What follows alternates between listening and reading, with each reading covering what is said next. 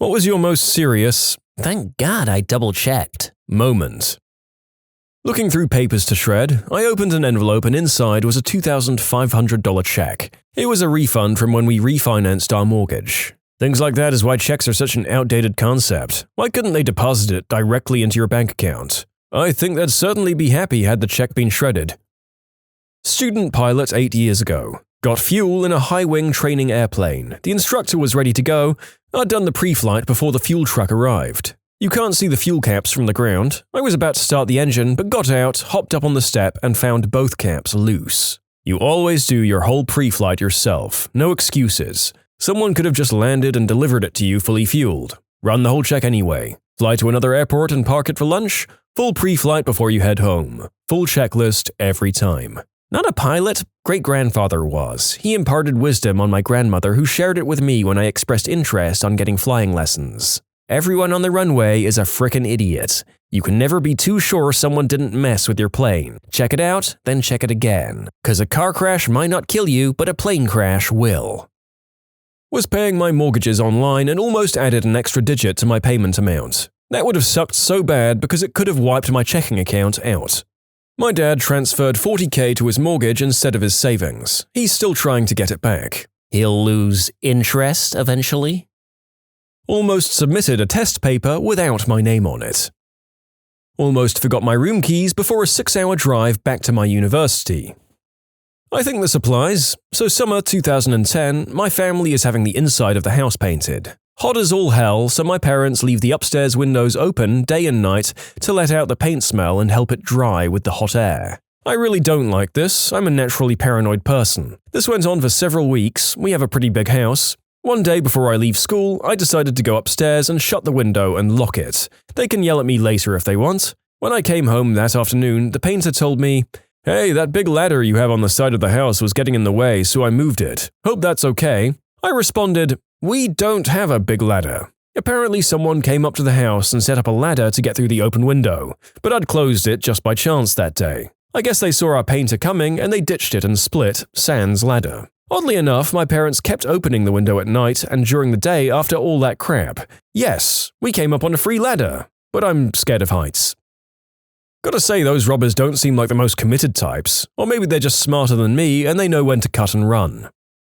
Answering exams and I finished early. Double-checked when the teacher reminded us that there were only 5 minutes left and saw that I hadn't answered the whole backside of a page. Luckily, it was multiple choice though. Oh my god, this happened to me in high school. I stayed up all night studying for a difficult history test, finished pretty early and felt like I did decently well on it. Went to my teacher's office later in the day to ask a question and she casually mentioned the backside of the test. Me? There was a backside? Teacher? Oh god, you didn't know? No. At this point I just broke down and started crying in her office. I couldn't believe I was going to fail the exam I'd stayed up all night for because I was too much of an exhausted idiot to turn the damn page over. Luckily, she took pity on me and let me do the reverse side of the test right then and there in her office. I'm still so grateful that she was so kind. Many other teachers would have said, "TS," and let me fail. I was at a four-way intersection at night when my light turned green. I was the only car on the road and in a hurry, but something in me felt like I needed to look left before I went. Right after I turned my head to look, a car without any headlights on ran the red light, doing probably 50 miles per hour. Had I just immediately gone instead of glancing left, I would have been T-boned and probably killed. Listen to your gut, people. Reminds me of the one time my friend and I were going back to his place. We'd stopped at the lights and he was right behind me, and the light turned green. Well, I looked before going, because that's a good idea, and at night as well. Saw a guy coming down the street, at least they had their lights on, and just sat because I knew they weren't going to stop. Not sure if I would have got through or not, but you can just tell some people aren't going to stop at the light. I was rock climbing Apple Valley, California. I was in a rush and a bit teed off that I had to clean a route that someone had already agreed to do and then bailed at the last second. My belayer was preoccupied in a conversation and didn't check my knot. I jumped on the climb and got a really bad feeling right before I got to the first bolt. I decided to recheck everything and noticed my knot was half done. I stopped and double-checked everything else before continuing. That moment comes to mind before every sport climb. I also never had that friend belay me again. I once worked at a school where I had to look after the kids who stayed until their parents picked them up. Don't know what it's called in English, after-school care? They usually had the classic little game where they would hide and I pretended not to know where they were and told the parents that I hadn't seen them all day. Problem is that they would do this 2 or 3 at a time and then come out all together. Usually. One time this kid started hiding with some others at around 6 p.m. but didn't come out at all. So he kept hiding away until 7 p.m. at the end of my shift. Thank frick that during my closing routine I found him in some ridiculous tiny little space because I totally forgot about him. I had about 40 to 50 parents come in between 6 and 7. When his mother came to pick him up way later than I expected, I acted all jolly, but I seriously would have closed off since I thought all the children had left. Not a proud moment. I almost killed my niece's cat via washing machine. I was staying with my brother and his family for a bit when I first moved to the city. One day I threw a bunch of clothes in the machine, went back to my room to get a sweater, threw that into the machine on top of the curious feline that had jumped in while I was out of the room, poured in the detergent and just about closed the lid when I decided to double-check the pocket of my sweater. As soon as I moved it out jumped the cat. Never told anyone, but I made a point of checking from then on. Very recently, I changed a light bulb at work in a corridor that rarely got used. A long fluorescent bulb.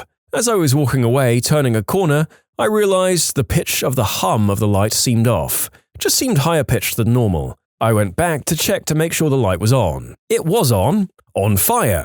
Don't know if it was the bulb or the fixture, but the whole thing was in flames and the light was on. Dealt with it, but if I'd kept walking, the building would probably have taken serious damage before sprinklers kicked in.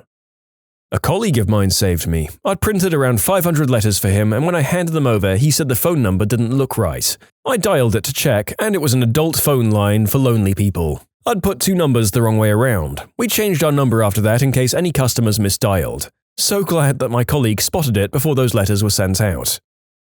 I woke up late at night feeling thirsty. Everything was dark. I always keep a glass of water by the bed. I grope for the glass and grab it, and I'm about to take a swig when I suddenly think, no, better check. So I put it down and stumble groggily over to the light and switch it on, and there was a huge cockroach floating dead in the glass. And the gagging narrator award for an image so gross and sudden that you pause my recording process temporarily goes to you, sir or madam. Congratulations. Although admittedly, in this job the award gets handed out so frequently that it's worth slightly less than an Emmy, but more than a Tony. This was before backup cameras. I put the car in reverse with my foot on the brake and turned to look behind me. I just saw the ponytail of a little girl disappear behind my car as she bent over to pick up a toy. Away in the distance her mum was running flat out, her face contorted in terror like I've never seen before. Not really a double check, but that's my story. Citations on an English paper. Every fricking time. One time I was putting my hair straightener away and I dropped it into the toilet. As soon as it hit the water, it started hissing and sizzling, and I assumed it was because it was still hot. For a second, I went to reach over and yank it out. Then I was like, wait, it's still plugged in. It never tripped the safety switch that bathroom outlets usually have because this house was old and didn't have bathroom outlets. I had to run a cheap extension cord from the office to the bathroom to do my hair. Literally almost grabbed a live electrical appliance that was shorting out in water. I'd copied a naughty adult link to send to my boyfriend, ended up not sending it by the way, and later was emailing my students to update them about something else. Accidentally pasted the link into the email and almost sent 20 college students a link to Pornhub. Short term, printing everything off for a London-Edinburgh trip last year and realised when double-checking our train tickets from London to Edinburgh, they were the wrong day. We still had one more day in London. Nothing could be done until we got to London, but if we hadn't noticed before getting to the train station on the day out, it would have been costly. Long term, this stretches the definition of double-checked, but it's still important. I tried to give blood a few times while I was in the Navy, but my iron was always too low no matter what I ate recently. Decided to check it out, got tests done, and I was anemic. Doctor asks if I want to just treat that or go further. Of course, go further and find out why I'm anemic. 18 months and a zillion tests later, Crohn's disease. Since caught while I was in the service, I got a medical retirement discharge, some cash, a monthly stipend, and full healthcare. If I'd just got the anemia treated, I would have gone out while sick deeper in and would probably be in a world of pain right now. I was driving a reach truck, working overnight at some depot. Another guy had crawled in to move a box. I don't know what the frick he was thinking, and I never double-checked because why the frick would I? Always did after that. If I hadn't, he'd be dead. I was pretty shaken and he was oblivious. It was such a seemingly minor thing to everyone except the guy driving the reach. I told him that if I'm driving the reach, he needs to stay the frick out of the aisle and his family can be glad that I lifted that load to look. I assume he just thought I was being a butthole, because he didn't seem to have any idea how close he came to dying. You can submit your own stories to be featured here on the channel. The story submission link is in the description below, and if you want to listen to some vibey music in the background, check out easymode, also linked below, and subscribe. I was cleaning my room and throwing out a bunch of school papers, old envelopes, etc. I'm always nervous throwing out garbage bins in apartments. I guess the garbage chute seems more permanent than a bin that's collected weekly. Because there were so many papers and I was moving, I decided to double-check that bag. I had an envelope of over $1,300 in saving bonds and tips that I'd hidden in my drawer earlier in the year. I felt like I'd made $1,300 that day. I have a very similar story. My parents were moving out of their house, so I was cleaning all of my stuff that I still had stashed there. I found a box of papers from grad school. I graduated more than 20 years ago. I looked through it briefly, took out the graded copy of my master's thesis, and was going to throw the rest away. It was all just papers and notes from classes I'd taken, and I'd figured I'd never have any use for any of it. As I was taking the box to recycling, I just had a weird feeling that I should take the time to look through it all. So I started going through each folder. Lo and behold, I found a folder that must have had about $500 in savings bonds that I'd brought to school, and I guess I must have forgotten about. Veterinarian here. I asked for my assistant to bring me some glucose to inject into a 2-kilogram dog with hypoglycemia. He brings me this vial, and right as I was about to open it, I looked at it, and it was potassium chloride, KCl, which is used for euthanasia. Both were the same size and shape, but the one that would stop the dog's heart had a big black stamp on it, so it wasn't hard to differentiate them. As an extra, a professor of mine during a surgery asked for an antibiotic, which needs to be diluted before use, to inject after surgery was done. The intern brought the vial already diluted, but instead of putting injection water into the bottle, he'd actually put KCl.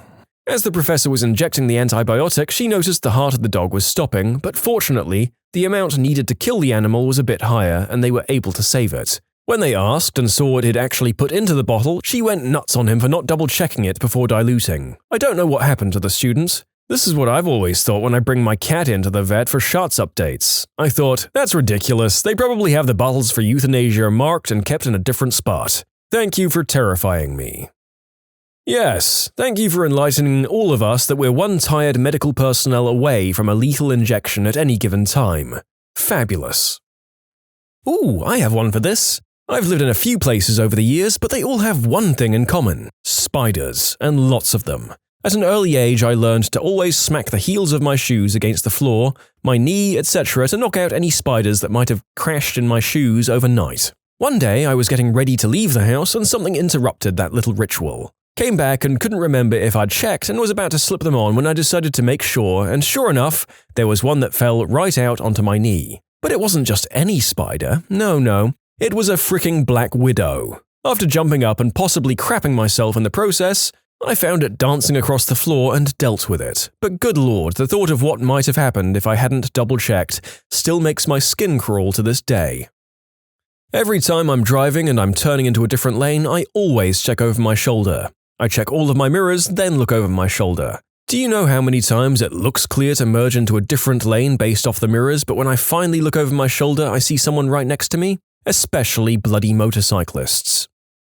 A bit of background first. My university degree was split between two of the departments of my university, the Humanities Department and the Law and Social Sciences Department. I mostly worked with humanities, with LSS handling about 30 to 40% of my degree. So at the start of my final year, I got my standard email from humanities asking me to sign up for my history modules for the year. Oddly, there was no matching email from LSS for my politics modules, but I figured that I was probably only having politics modules in the second semester. Which was a stupid assumption, but also plausible. A couple of months into the semester, I get an email informing me that I won't have enough credits to graduate at the end of the year. What? So yeah, the university's student services had gone through some internal restructuring, and in the process, I'd become that one person who slips through the net. I had to rush and sign up for politics modules quickly. I was confirmed on them a couple of days later. I was chatting about it with a friend and thought, I should check to see when my first politics essay is due. It was 5 days away. I hadn't been to a single seminar or lecture. Well, crap. Happy ending. With 2 days to go, I managed to get in contact with my tutor, who got me a 2 weeks extension for extenuating circumstances after student services ignored my original application for an extension. It was my worst essay of my university career, but it was a pass, so screw it. This is more of a thank frick I had my husband double check, but anyways. Last week we went to bed downstairs a little late since our 3-year-old had colic. We lived in a half-finished apartment and heard a weird sound like the bulkhead door had been opened from the unfinished half of the basement. I, of course, thought someone had broke in or an animal had got in, so we locked ourselves in the room with our daughter and 4-year-old son and then called my brother-in-law who lives upstairs to check on it, since I didn't want to risk our children. He checks and clears it, but I just couldn't sleep after, which was a good thing since not even 10 minutes after he went upstairs, I heard a thump and sheet metal hitting the floor. At this point, I told my husband to quickly go out of the room, lock the door behind him and run up to get our dog, who is not people-friendly at all to those outside our family or close friends, to have him check the basement. When my husband went out, he looked over to see a panel had come off our furnace and it was billowing smoke and the fire alarms weren't going off. Thankfully, I knew where the emergency shutoff was. To keep this as short as possible, if I hadn't insisted my husband go out again, we might have been overcome by smoke inhalation in our sleep along with my sister and her whole family. In conclusion, furnace almost caught fire while the family was sleeping in a house with apparently faulty smoke alarm systems. Get your furnaces checked regularly and make sure you know where your emergency shutoff is, and test your fire alarms. Don't know if this counts, but I had a weird feeling something was off about my wife's behavior. Checked her phone, which I'd never done before and felt terrible about, and found out she cheated on me. It led to a cascade of discovery, as in she was in a relationship with this guy and getting pregnant from him and had had an abortion while visiting her family. Getting divorced now, please don't take this as you shouldn't trust your partner, but be aware of changes in behavior. Winter here in Sweden. I took out the trash. The door was slightly ajar, but the dogs are really good with staying inside when they're supposed to. Came back inside, sat down, felt a bit uneasy and went to the door. I opened it and the Chihuahua was just there in the garden taking a wee. The dog probably wouldn't have survived for long in -13. How long does a body that tiny and with that many biological dead ends maintain its internal temperature for in temperatures like that? 5 seconds? Sorry, Chihuahua owners. I never shared this story before, so I can finally get this off my chest. When I was 16, I got a call from a friend who was alone at home, and he asked if I wanted to come over for pizza and a video game. And I thought, sure, why not? After a nice evening of food, games and movies, I noticed that he was a little bit off, and it wasn't like him. At one point I asked if he was okay, and we started to talk about girls, life, and problems of 16-year-old boys. Before leaving out, I asked if he wanted me to sleep over so he had some company for the weekend, and he just said, "No, I'll just order more pizza and keep playing at night, but thanks man." Well, I went out the door, and after walking around 10 meters from it, I noticed that I didn't close it properly. So I returned, and before closing, I remember thinking, I'm gonna give a check on him. Within 10 minutes of leaving his house and returning, that mother effer had tried to self-delete. I don't want to share more details about it, it's hard to write while all the memories are returning about this topic, but today he is happy with 3 kids and a perfect marriage. We see each other once a year and we always cry after a big hug. I wasn't the one who double-checked, but I am so thankful that the person in question did. Storytime. My high school decided to take the senior class to Six Flags at the end of our year. I'd recently gotten over my fear of roller coasters and decided to ride the Superman ride. Little did I know I'd buckled my seatbelt completely wrong. If it wasn't for the worker who checks everyone's seatbelt before the ride starts, I would have flown out of my seat like Superman and died. I know that moment usually feels like an inconvenience, like hurry up and start the ride, but it seriously saved my life. My first full-time job after college, I was a receptionist and office manager for an office. Within the first couple of weeks, I was told to put in an order for office supplies and was given a list of what to order. Since it was a huge office, there were large quantities of things, of course. While putting everything in, I had accidentally added a 0 at the end of one of the entries. Had I not double-checked, we would have had 1,000 boxes of reams of printer paper delivered instead of the 100 my boss requested. I don't like to think how that would have gone over, being so new at the job, let alone where we would have put that many big heavy boxes. In the German military, one base accidentally ordered 20,000 sunscreens instead of 20,000 bullets. My car is old enough that the lights don't turn themselves off. I have to do it manually. I've had my battery die many times because of this. On vacation in a different state, many hours away from anyone who could help me get my battery recharged, I very nearly walked away with the lights still on, but I turned around to check because I had a funny feeling. Delivery driver carrying acetylene on a flatbed truck. Co-worker had strapped down my load for me before I left for delivery, but I always check it myself just in case. I was able to pop the strap off with my bare hand because it had shifted and gotten some slack in it. Had I not checked, that 300-plus pound bottle of flammable gas could have fallen off like a bomb on the freeway. When you subscribe, make sure to hit the bell to turn on notifications.